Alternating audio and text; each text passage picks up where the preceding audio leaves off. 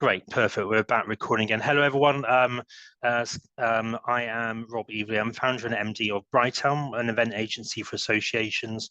One of the services we offer is sponsorship, and we've been working with CIPR now for, I think, just over 2 years on sponsorship acquisition. I am in effect the CIPR sales director, and my colleague Chris is the sales manager. Chris is the one who leads the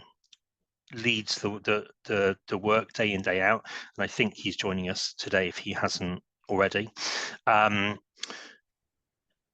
So we're recording the session today. Will be made available to you afterwards.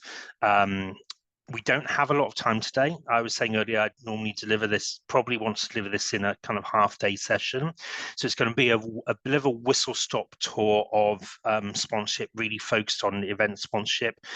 There will be opportunities to ask questions, but we're going to do that at the end of each section. I will ask you open questions again. Please do feel free to chip in, and I hate silence. It's also embarrassing for me. So if you can respond to questions when I ask them, no answer is wrong. So first of all, can I just check, has the slide moved on? No? Okay.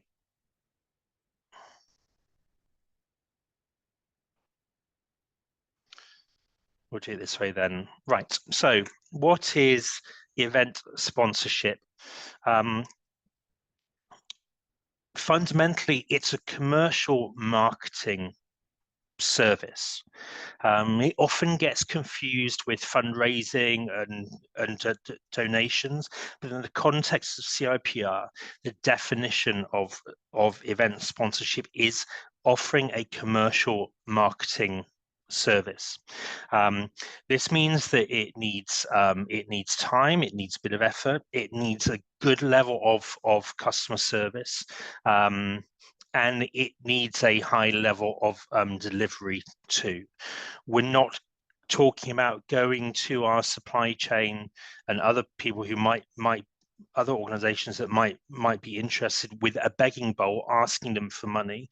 We're going with a proposition of solving problems for them to try and introduce them to new clients. That is the premise which we are talking about.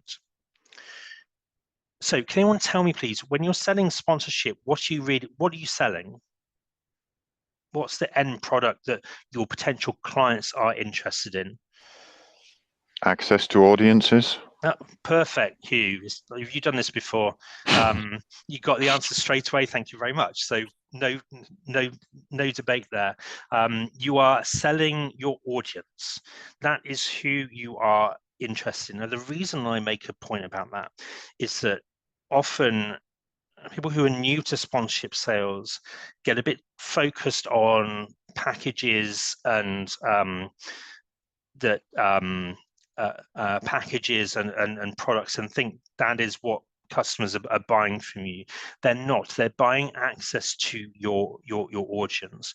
The sponsorship or the exhibition, in fact, if that's the case, is the channel to that audience. Now you're all in comms, so you understand the difference between channels and products, but it's really important, no matter what you're doing and how you approach this, that you keep that in mind, that you are selling access to your audience, and your audience is a premium audience. You have in your areas, whether that's a special interest group or a region, you have a good level of seniority, and that's really important, and that needs to be protected at all costs, and sold at an appropriate price. Types of sponsorship for an event you might want to consider could be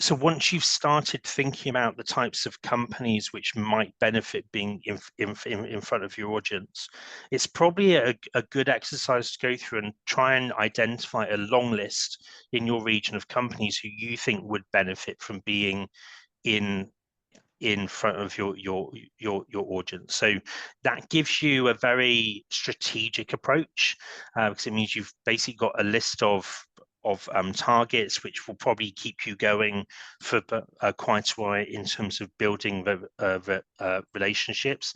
I would if some advice on this, if you're a specialist area, I would go for specialist companies. I would avoid trying to target the global or national the global companies. One, because we're probably already having conversations with them at a top-down level in our team, but also because you are more likely to have success and get your foot in the door, if you like, with a smaller local company who is looking to grow business in your area or your special special interest group. So once you've done that and you've got your long list, it starts to think about how you put together a prospectus. The important thing about a prospectus is it is your shop window. And when you're putting these together, it's also important to bear in mind that these will not just be seen by the person you're speaking to. Prospectus typically is circulated within an organization, perhaps with the head of marketing, head of sales, your MD, your product specialist, perhaps. So it's going to go to quite a few people, most of whom may not have heard of the CIPR. So it's really important when you're putting together a prospectus to think about building credibility in the first instance. And I've put together this kind of 8 points to consider. So first of all, build credibility around the event. What is the event? How often it's run? Who's likely to attend? Who's attended in the past? Then build credibility around the organization and your own group as well. So talk about the power of the CIPR, 11,000 members, 70% in-house, all those really important metrics, but also focus on the credibility of your group within that organization too. You know, who is on the committee, how long you've been running for, how many people you have in your network. Marketers love numbers. Number is better than copy. Having highlights and numbers and statistics is much better than having copy, because we're all you all work in PR and comms, so you are super busy. Your targets and your prospects are also going to be super busy, so we need to make it easy for them to digest information from us. It's hard to digest information from copy. As you know, if you can throw up impressive statistics that gain someone's interest, that will more likely result in further discussions. Include an abridged program. Tell people how you're going to market the event. Summarize your opportunities in one and then list them product by product. When you're summarizing opportunities, and you say, for example, you've got 3 or 4 products for a particular event, always start with the cheapest on the left and move to the premium on the right. But always make it clear when you're buying your entry-level product that it's the cheapest price, but it also has the least value attached to it. And then feel free to put some added value opportunities there. So, you know, if you buy more than one, if you commit to more than one event at once, we'll give you a 10% discount. Or you can, if you're going to sponsor the conference, you can sponsor the after event drinks for £1,000, that sort of thing. And then a really strong call to action at the end. I generally recommend that the call to action always has a personal contact rather than a generic email address. So someone who has responsibility for someone that a prospect can relate to. Sorry. Now on to how to craft sponsorship packages or products. Start by making a list of what you have that is brandable. What can someone stick a brand on? What can they affiliate with? You know, start with your website, your ticketing sales process, if that's appropriate. Coffee breaks, as I've already mentioned. Any marketing you're doing. When you're coming up with products or packages, as I said, always use a range. Have a budget option and a premium option, and one or two in the middle. It's best not to have too many packages. Maximum 4 for a smaller. Most of the events you'll be running will be probably maximum 200, 250 people. For a range of 4 different products is enough and gives people enough choice. It doesn't matter how expensive your premium product is, because very few people will buy it. And in fact, it doesn't matter if no one buys it at all. Most people will go for the middle by default, because that's generally how most of us buy. We start in the middle. But it's really important to have a good range and vary the value according to that range. So the premium product should be should have as much value as possible, and if possible, some exclusive value that isn't available in any other package or can't be bought. Your pricing needs to be compelling. When someone sees that, and probably focusing on the budget option, it needs to be a no-brainer. Now, if you've already done your research and you know that you have an audience which your prospects are interested in, then it's just a case of matching that to budget.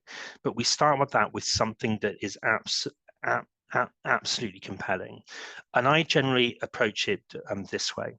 If you think about a unit cost of what your prospect is selling, so say for example, if it's a PR agency and their average contract value is of £15,000, okay, most companies will assign probably 6 to 10% of their turnover as a marketing budget. So if you can have an entry-level price, bearing in mind that I just said probably the average contract value, say, is £15,000.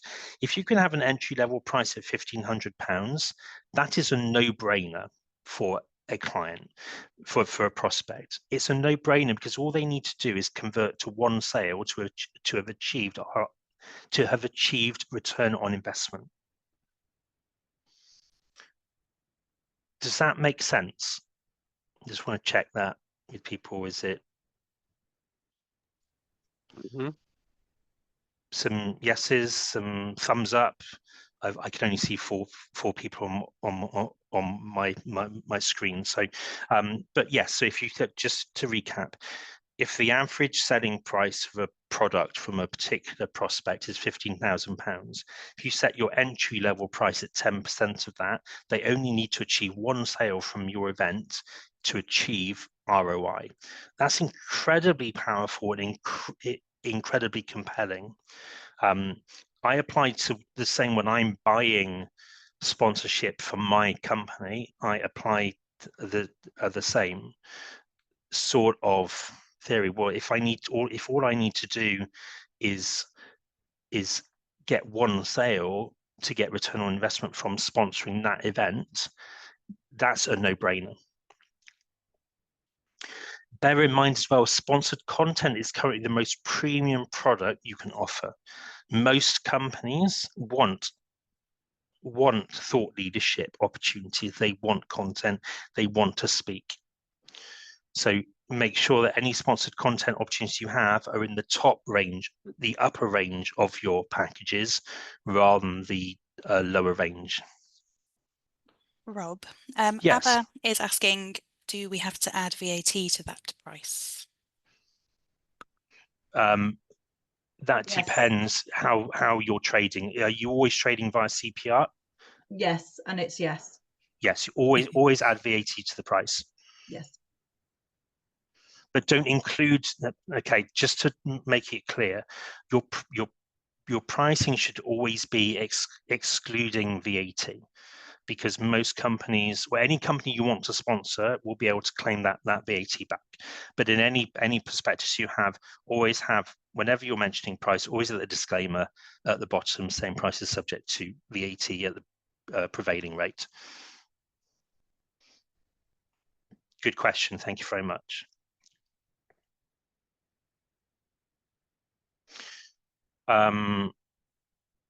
Just a little something about contra deals. Contra deals are good if they are a true reflection of value. Most contra deals that I see that have been negotiated are not. And the reason they're not is because we tend to be too keen to accept contra deals without really assessing their value. The best example is a venue. So if a sponsor is willing to give a free venue in return for perhaps headline sponsorship, which perhaps could be worth £5,000-6,000 for your event, that does not equate to good value for the CIPR. Now, and that's because the cost of delivering that free venue to you does not equate the value opportunity of hosting that event in their building. And it's just something I'd like you to think about, is that to always ensure that a contra deal is not about offsetting costs. It's about an exchange of value. This is the only thing you walk away with today, remembering it's that a contra should be an exchange of value, not considered as a reduction in costs. Okay, we're going to go into our first breakout now. This is going to last for 5 minutes. You're going to be working in teams of 3. I would like you to create and price 3 packages for your forthcoming one-day conference. Okay. The things I'd like you to consider are you have a range of packages from budget up to premium, a range of options within those, and that you limit access or you limit the value for lower paying products. I prefer if you use a real life example, because then you'll have done the work for your next event.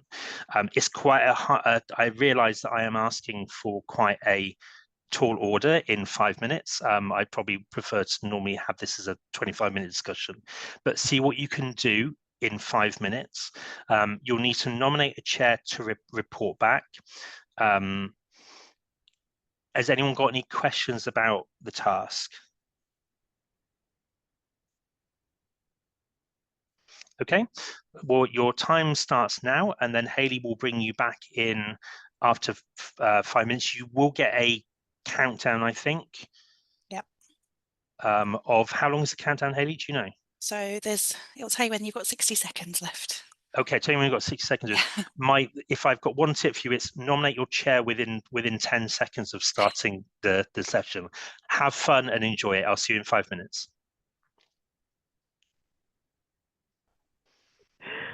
Okay, everyone's back now. I think so. Let's have some feedback from room 1, first of all, which was Abba's group. Who's feeding back from that group? I've been nominated. Thanks, Maria. So we had, obviously, it's a very quick chat. We're very lucky in diversity that we often get people to speak to us, speakers, etc., for free. But we decided to say, let's imagine we had a remote event with 3 speakers. And actually, yesterday I was talking to Steph on the health team and health group, and we were just talking about doing a joint event. So that would bring 2 audiences together, which we think would also add extra value to what we're offering. Brilliant. And we talked about simple things like being a remote event, logos on the screen, logos if there was a quick 10-minute break. We could have an advertising screen almost while everybody's off having their bio breaks and their coffees. And maybe there could be a piece of content / advertorial that could go out on the email about the event, which we could charge a bit extra for. So we're thinking maybe the logo piece, 500 to 1,000, takes it back. And depending on who the sponsors are, some of the health agencies are quite big, some of the health recruiters are quite interested in this sort of area, but times are tough at the moment and agencies aren't necessarily spending a lot of money on things. So we thought maybe logos around 500 to 1,000, maybe the content from 2 to 5K. Abha brought up the key point of if we end up getting sponsorship, we probably have to pay the speakers. They might be a bit more sniffy about doing it for free if they think we're making money. So that's the sort of the scale we need to think about, the balance of how much we charge for these things. But I have had a lot of speakers speak for free in the past, depending on where they're from. And the other thought I had, which we didn't have a chance to talk about, was maybe if we are going to get sponsors with logos and things, it's a better thing to say, we're going to have 3 events this year. Would you be a sponsor across a number of events? And they'd get better value and we can probably up the price a bit more. Great idea. There's definitely there is value in the conversation about the more touch points you have as an organization with a particular group each year, the more you are likely to penetrate that audience. There was just it's a very, very good discussion you had there. There was one thing I wanted to pick up on, is that you're a not-for-profit, CIPR is a not-for-profit, so you will not be making a profit from the event if you have sponsors. In my experience, most speakers are very, very used to having sponsors as part of a session. I have never had a sponsor, I've never had a speaker say, I'm not speaking now because you've got a sponsor, unless there's a political reason. That they want more like to ask to be paid to speak? No. Okay, that's great. No, because you're a not-for-profit. If you are a profit-making organization and you invited speakers, then then some of them might ask, or you may wish to pay some of them anyway, but you're not. So I think I would perhaps use the word surplus rather than profit. But you are, the CIPR is a not-for-profit organization, but certainly a not-for-profit doesn't mean for nothing. Rob, do you have any talking points about that we could actually use in terms of approaching sponsors? Because being able to say CIPR is not for profit and here are the key things that you need to be aware will help as well, because there's a lot of misinformation out there about the fact that when we do approach people in the past, and I've done events with CIPR for nearly 20 years, people don't necessarily know that what it is and that it's not a commercial outfit. You are more than welcome to use any content in our existing existing prospectuses, which I believe there's some information. There might or may not be information on this on your guidance, but certainly I'd be more than happy for Kat to share our kind of CIPR overview slides with you. Perfect. Yeah. To talk about this. Let's go on. We can stay on the same message as well. Yeah, absolutely. Let's go on to the second group and Hugh's room. Was that with me in it? I can't remember. I think that was. So I'm feeding back. So yeah, we just thought about just as a one day event, and this kind of lowest package would be about £1,000, and that would just be somebody to come along and have like an exhibit. So it'd be like a table. They could have their pull up. They obviously have access to our audiences and our guests, but they can get mentioned in the program, and they can have a mention in any kind of event invitation. Our second package, which would go up to about 2,000, would be a specific like a lunch sponsorship. So they'd have a mention in our kind of opening address.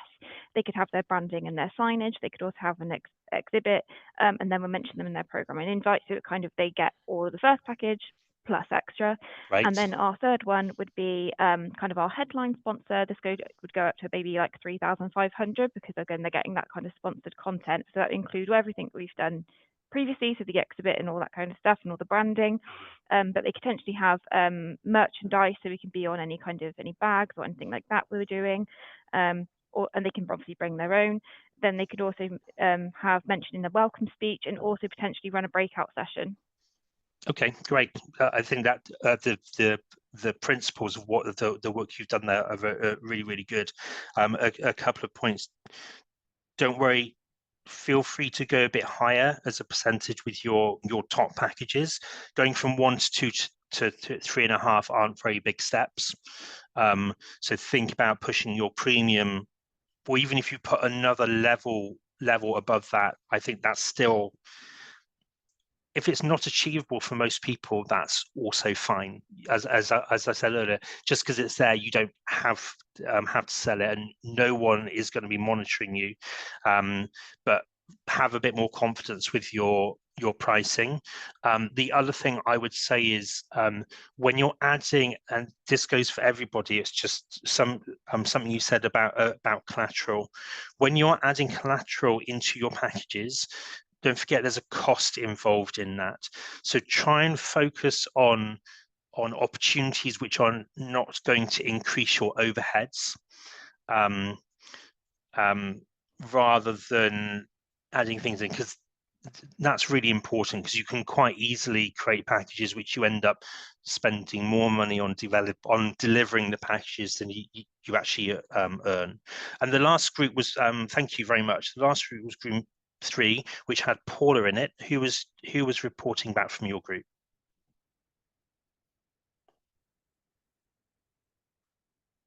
I was. We also had 3 packages. We started with the concept being around a 1-day or a half-day conference package. So for the gold sponsorship, which I originally said 3.5, and Paula said quite rightly that would be a bit more ambitious, so we thought 5,000, for which people would have the opportunity to access our enormous group of LinkedIn and CIPR member followers, which are hundreds and hundreds of people. So we felt that there was value in that for anybody who wants to talk to them, at which point they would get they get everything. Basically, we wanted this to be the most attractive option of all of them. So it was the expensive one, but they were getting a lot. So they would get a speaker to welcome people at the event. They would get acknowledgements in a minimum of 5 posts ahead of the event through our LinkedIn channels. They would be allowed to have some free spaces at the event, and they would be allowed to have for their staff and employees, and would be allowed a space to either do a demo or to exhibition, but anyway, to have an in-person presence where they talk directly to people, and sort of unrestricted access to their headline logo being there on the day and in all materials around it. So not a lot to kind of create there apart from the actual posts, which are sort of fairly straightforward, we figured would be that in terms of generating a thing. So no complicated bags to create or any of the materials. Then for 2,500, it would be a step down from that. So they would be able to have either a speaker at the session or an in-person demo. There will be 3 posts in the run-up to the event to be pushed out on LinkedIn with their logo and details and acknowledgement. Or they could have some free tickets to the event to do an in-person thing. So it would be much less. And then for bronze at £800 with just an acknowledgement on the programme and on the day and in the materials, and one set of materials in the run up to it, or they could choose to attend the event to do an in-person kind of demonstration or make contacts and people at the actual event. But that wouldn't give them as much, because that would be maybe 50 or 100 people in person, as opposed to, you know, multiple mailings to 700 individuals across our network. Anyway. Okay, great, very good. A couple of points there, and actually they both refer to the word unrestricted.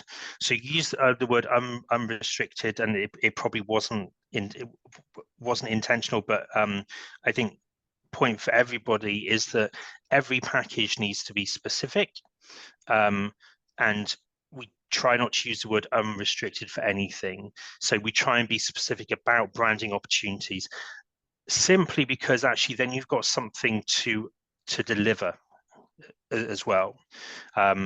If we say unrestricted, it actually creates quite a problem for whoever's delivering the benefits for the sponsor, because they don't know when to stop. Yeah, so what I meant, there might be a better word for it. What I meant was that they won't have any other competition at the event, so they would be an exclusive rather than unrestricted. Oh, exclusivity is what I meant to say. I think okay, it's not that you can have anything of everything. Okay. It's like you have no other competitors at that event. But Okay. the other options, there would be the potential for other people to have. Okay, and that exclusivity, is that only available for your top package? Top tier. Oh, that's for the top tier. Yeah, so that would be the top package. But unless we want to go a level above the kind of gold package, we'd have 2 headline sponsors. You could do. I would say when it comes to exclusivity, yes, it's possible. It's something I would probably use to negotiate on rather than have it in a package, and maybe get them to name specific competitors.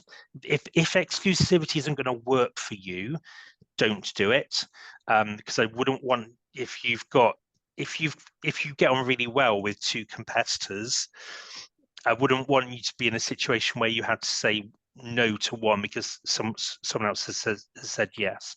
So just be a bit, I think I'm just cancelling, be a little bit careful with that word exclusivity. The other thing I'd like you to bear in mind, all of you, is it's about restrictions as well. It's thinking about restricting access to the supply chain to events. We've had a scenario this morning with a potential sponsor, and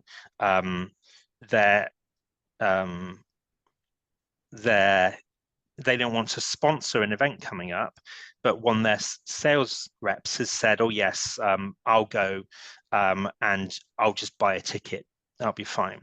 And actually, we are very much on the side of restricting access to suppliers to events. They need to come through. It's our recommendation that they come through the sponsorship or exhibition channel if they want access to your audience, because paying a ticket price isn't enough. Okay. There will sometimes be exceptions. You may want to waive that occasionally, but it's a very, very good way of capitalizing on the supply chain by just being a bit, not ruthless with it, but just being a bit specific. CIPR is for the members primarily, and if sponsors want to if supply chain wants to network, then they should be able to network, because as members we need the supply chain to be able to do our jobs. So we want to encourage them, but encourage them in a way where they are contributing a fair price based on what return they could get from it. Can I ask a question on that? Yes, sure. We've had, so where we've had speakers who have, in both cases, I can think of an example where we've paid them a fee and where we haven't paid them a fee and they've done it for free. Quite often we get landed with extra tickets that they have promised people, which not necessarily from their own company, but could be their suppliers. And we've had an event where we've had 5 people turn up. We didn't know they were coming at an in-person event, and they have literally been advertising and sponsoring, you know, as you would expect them if they were a sponsor's ticket, but they have come in as a guest. And just some advice about how to deal with that, because we didn't expect that to happen. But and actually, we understand it was not much we could do once they'd arrived. no, and it is difficult then, because you don't want to be unfriendly to people. Do you speak a contract? Do you speak a contracts and agreements? We had a speaker's email from memory that was sent out by the person organising the event. Okay. But probably a speaker's agreement would have been a good idea too. Yeah, I think a speaker agreement which just indicates what, as a result of speaking, what they can expect in return, and what those benefits are. I don't think I've ever had a situation where a speaker's taken it upon themselves to invite people that I didn't know, that they hadn't even had the courtesy to let us know they pass it on to. Certainly, and that sort of agreement might indicate, if they want to bring people, how many complimentary tickets they can have, and any restrictions around who those complimentary tickets could be taken by. Okay. And I think it's all about you taking control of that situation before it happens. And if it's a continued problem, just spelling out, you know, as a speaker, we really welcome your content. That's why we're here. If you feel it would be of benefit to any PR professionals to attend, please let us know. We will give you up to 2 free tickets. That sort of thing. I think that's how I would handle it. And if there are speakers agreements that that are being used by CIPR that we could adapt with our local group, that would be fantastic too. I think I'll leave Kat to see if there's a framework you can use for that. And when I say contracts, I mean it's literally probably a 5-line agreement. It's not a legally binding but that contract. wording would be really helpful. Even you've mentioned. Okay. So we're not going to have time to see the second breakout group today, but there is this slide that I want to share with you, and it's all about approaching and securing sponsors. And here are kind of my five top tips for doing that. And actually, there's a 6th, which I'll start with, which we spoke about whilst you were in breakouts. First of all, it's a team effort. So bring people together with you as a small group, and work on it together. Do it in a coordinated way, so you all know who is speaking to who else. Have this you're all working from the same set of guidelines and products, and you agree negotiation terms, i.e. how far someone can deviate outside of those prices, those deals, so you don't end up with a load of deals coming back that looks nothing like what we agreed. But a team effort, get people together with you who are happy to open up conversations with people. When you're approaching sponsors, put yourself in the mindset of a problem solver. So try not to approach this from the point of view of I've got to sell sponsorship packages. Put yourself in the mindset of I'm going to be a problem solver. Because their problem as a supplier is they want to reach a PR audience. You hold the keys to the PR, that audience for them. You're going to help solve their problem in terms of how to get access to that group, and encourage them to buy from you rather than sell to them. And I recognize that's a very subtle difference, but if you really put yourself in the mindset of a problem solver, spending your time listening and asking questions and listening to responses rather than pitching, you will have better outcomes and you'll develop better long-term repeat relationships. And in terms of solutions, I absolutely advocate looking for long-term partners who are going to come back again and again and again. It'll just save you time, and your time is valuable as you're all volunteers. Listen to your clients' challenges and propose solutions. So if they say we don't do any events, it doesn't work for us, don't propose an event to them, but perhaps propose advertising in a program or something like that. It sounds obvious, but in practice, it's often forgotten. Really important is to negotiate on value. So you'll have done your research, you'd have set your pricing according to your research, according to what people will pay. If somebody comes to you and says, well, I want the middle package, but I've only got the funds for the opening for the budget package, then they can buy the budget package. That's absolutely fine. If they want more, they have to pay for it. And this is a really important point. Now, when I say negotiate on value, if they're coming to you and saying, I think, Stephanie, you were saying about long-term, or I can't remember who it was, talking about signing up someone for maybe three or four events. That's a great time saving for you. So negotiate on the price of that, but by all means give a discount if they commit to those 4 events in advance in one contract.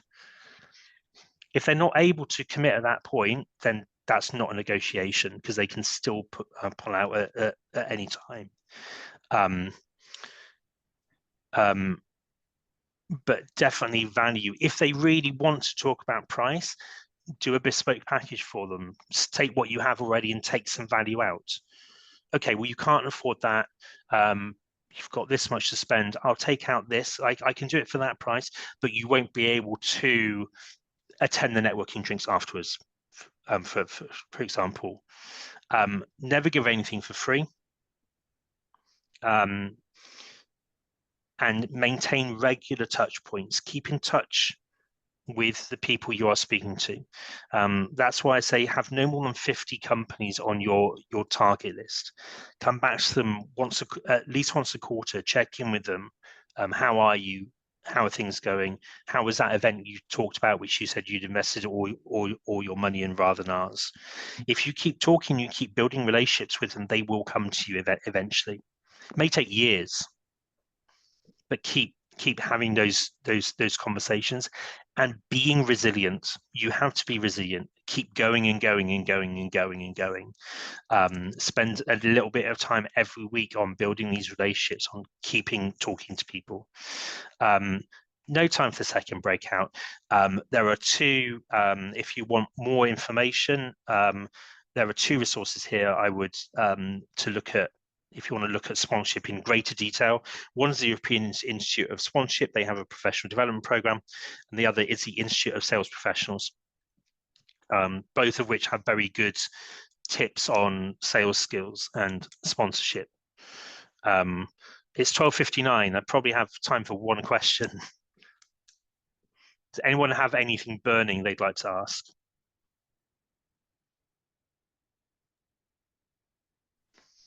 If no one else is piping up, I'm just going to say that probably we're going to have more people watching this later on than was able to attend today. So if they have any questions, are you okay for us to kind of collate those after a week or so of us sharing this recording and send them via chat to you? Is that okay? Yeah. There is a question actually Abba's asked. How would you recommend we sustain the keeping going with volunteer time, and where to document relationships, given that group volunteers can change every year? Really, really good point. Assuming you have somewhere where you have central storage in the cloud somewhere for your group, I would just hold a spreadsheet of company names and contacts, and document when the last contact was, and create a line for every touch point with that contact, so you can always see a history of who's been spoken to, when, what the meeting was about. There is a free CRM you can use called HubSpot, which is free. Its most basic point, which is really easy to use and then pass on to new people, new contacts, and a great way of tracking relationships. And if you were to use a CRM, for example, rather than spreadsheet, that's one I would recommend. Thank you. My pleasure. Perfect. Thank you so much, Rob. And thank you to Kat as well for arranging this with Rob. It's been really helpful. Thank you to everyone for attending, and we will wrap it up here, and we'll send an email out at the end of the week probably with the recording and Rob's slides, if that's okay to share. Yeah, perfect. All right. Thank you, everybody, and have a great rest of your day. Thanks, guys.